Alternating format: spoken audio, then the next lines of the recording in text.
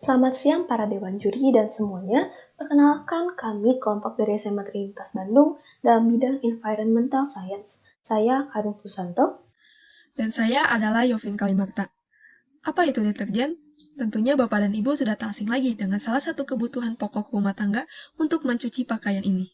Deterjen baik digunakan karena manfaatnya yang tak jarang dapat digantikan oleh bahan lain.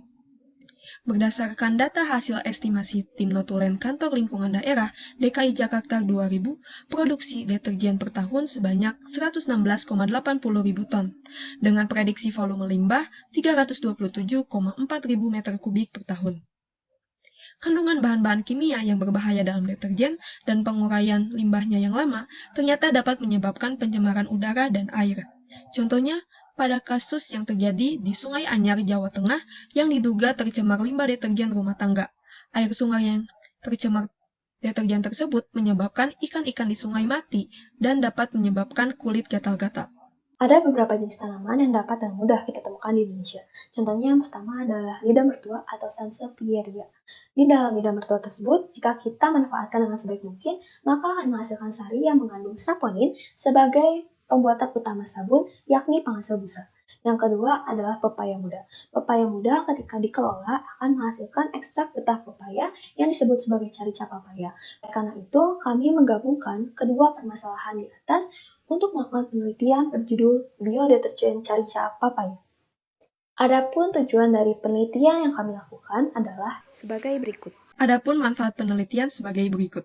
Yang pertama bagi penulis, kedua bagi pembaca, dan juga bagi lingkungan. Studi pustaka dalam penelitian ini adalah, pertama, kandungan papain pada getah pepaya muda dimanfaatkan untuk membuang serat yang berlebih pada kain. Kedua, kandungan saponin pada lidah mertua dapat menghasilkan busa dan dimanfaatkan sebagai penghilang noda. Ketiga, penambahan garam adalah untuk mengentalkan deterjen. Keempat, alkohol digunakan sebagai pelarut, karena sifatnya yang mudah larut dalam air dan lemak. Metodologi yang kami gunakan adalah eksperimen. Berikut adalah langkah cara membuat deterjen. Dan berikut adalah variabel dalam penelitian kami. Selanjutnya, kami juga melakukan pengujian pada produk. Pengaruh terhadap kebersihan diuji dengan cara membandingkan hasil deterjen yang telah dibuat dengan air dan sabun pabrik untuk membersihkan berbagai noda pada kain putih.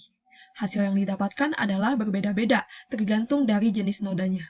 Berikut ini adalah analisa dari hasil produk yang telah kami dapatkan selama penelitian. Pertama, deterjen ampuh dalam melarikan lemak pada noda minyak goreng. Yang kedua, deterjen berbentuk cair dan tidak menghasilkan busa ketika digosok.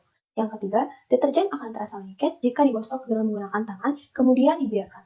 Dan yang keempat adalah deterjen hanya mampu bertahan selama 2 hari di suhu ruang. Dan pembahasan dari pengujian deterjen yang telah kami buat terhadap percobaan penghilangan noda di dalam kain. Yang pertama adalah percobaan dengan noda kotoran. Dalam 1 menit menggunakan air, maka noda akan sedikit menghilang. Dalam 1 menit pula dengan menggunakan deterjen yang telah kami buat, noda juga sedikit menghilang. Yang kedua, percobaan dengan noda coretan pipet. Dalam waktu 2 menit dengan menggunakan deterjen yang telah kami buat, noda sedikit memudar dan lebih baik dari percobaan dengan menggunakan air. Dalam waktu 2 menit dengan menggunakan sabun pabrik, maka noda akan hilang. Yang ketiga, percobaan dengan noda minyak goreng. Dalam 2 menit menggunakan deterjen yang telah kami buat, noda hilang dan tidak membekas. Dalam 2 menit dengan menggunakan sabun pabrik, maka noda akan hilang dan tidak membekas. Percobaan yang keempat adalah dengan noda kecap. Dalam 12 detik dengan menggunakan deterjen yang telah kami buat, maka noda akan hilang. Dan dalam 10 detik dengan menggunakan sabun pabrik, maka noda akan hilang. Percobaan yang kelima adalah dengan menggunakan noda lipstick. Dalam 2 menit dengan menggunakan deterjen yang telah kami buat, maka noda juga sulit untuk dihilangkan.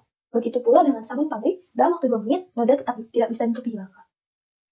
Hasil perbandingan dari kelima percobaan yang telah kami lakukan adalah kemampuan dalam menghilangkan noda antara deterjen yang telah kami buat dan sabun pabrik itu mirip.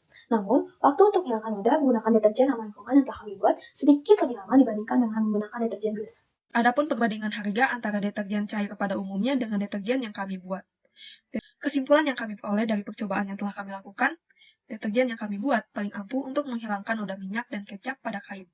Deterjen ini sudah hampir memiliki manfaat yang sama dengan deterjen hasil industri, walaupun deterjen hasil industri masih memiliki sedikit kelebihan dalam beberapa aspek. Namun, bahannya yang mudah dicari, tidak menimbulkan busa, dan tidak menimbulkan masalah lingkungan adalah salah satu keunggulan dari deterjen inovasi kami. Jika kami diberikan waktu lebih untuk melakukan penelitian lebih dalam, maka kami berharap akan mampu membuat deterjen yang bertahan lama konsistensinya sehingga mampu digunakan dalam jangka waktu yang lama pula, serta memiliki manfaat yang sama persis dengan deterjen hasil bahan kimia. Sekian penjelasan dari kami mengenai penelitian yang telah kami lakukan. Mohon maaf sebesar-besarnya apabila ada kesalahan dalam perkataan maupun perbuatan. Terima kasih.